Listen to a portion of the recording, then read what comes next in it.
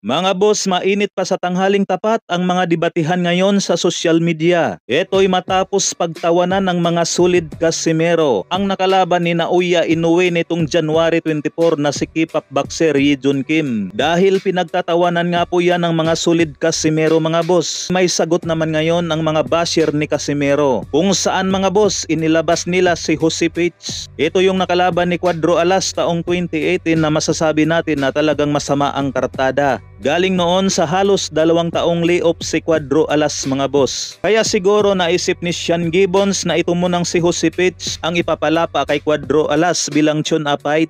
Hanggang sa nagtuloy-tuloy na ang panalo ni Casimero mula sa taong 2018 hanggang sa taong kasalukuyan wala pang talo si Casimero. So, bakit ba talaga pinagtatawanan si Naoya Inoue ng mga solid Casimero? Ganito kasi yan mga boss, isang pound for pound at undisputed champion si Naoya Inoue. Tapos ang mga kinakalaban sila TJ Doheny na sinasabi ng karamihan na may rayuma na raw ito tapos pinatus pa ni Naoya Inoue. Tapos nitong huli naman ay isang K-pop number 57. Pansin nyo mga boss ang mga kalibel ni Naoya Inoue sa undisputed at pound for pound na sila Terence Crawford at Alexander Usyk. Makikita natin ang kanilang mga kalaban mga boss na talagang kilalang kilala. Malayo dito kay Naoya Inoue.